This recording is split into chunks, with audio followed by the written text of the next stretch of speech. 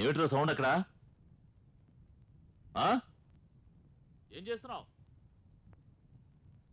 కళ్ళు మూసుకుని పడుకోరా. ఇదొకతే వేళ పడ లేకుండా.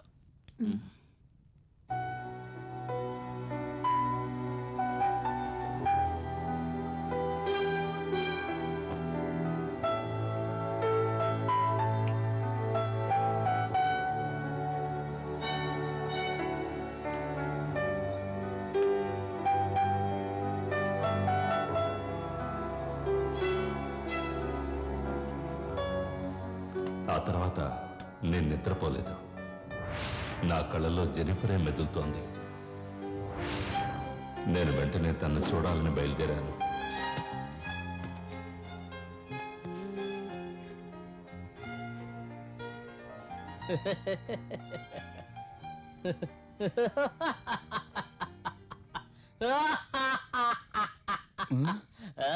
ఎవరు వీడు?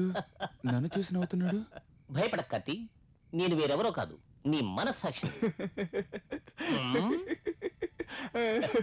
మన సంగతి వదిలే, నో ప్రాబ్లం. సార్ ఇప్పుడు ఒక ముఖ్యమైన పని మీద వెళ్తున్నారు. అయ్యి బాబోయ్, మగాడని గుర్తొచ్చిందా? ఏంటి అలా చూస్తున్నావు? ఆమెనే తలుచుకుంటూ చాక్లెట్ తినడం, ఆమెనే తలుచుకుంటూ సెక్స్ బుక్స్ చదవడం, ఇవన్నీ నరాలను ఉత్తేజపరిచాయా? ఇటువంటి వేస్ట్ పనులన్నీ చేయకు, అలాగే బ్యాక్ అయిపో.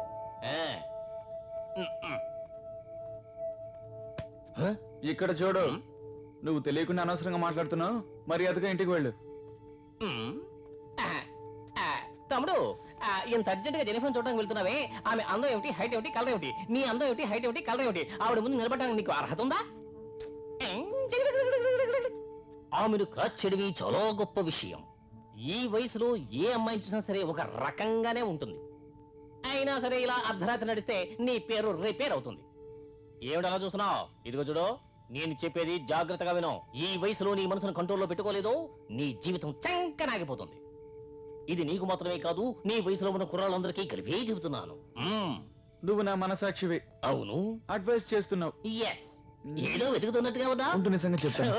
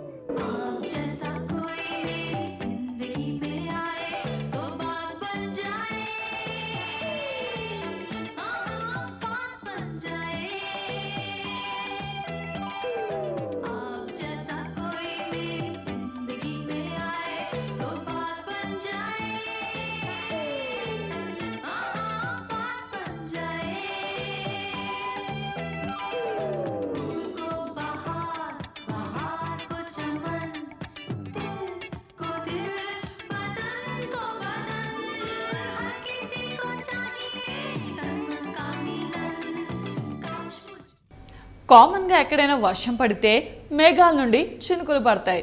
కానీ ఒకచోట మాత్రం చినుకులకు బదులు వజ్రాలు జాలువారుతాయి. చినుకులన్నీ కలిపి చిన్న నీటి కుంటలు ఏర్పరుస్తాయి. అదే వజ్రాలు పడితే మనుషుల పరిస్థితులన్నీ మార్చేస్తాయి. వర్షంతో పాటు వజ్రాలు పడే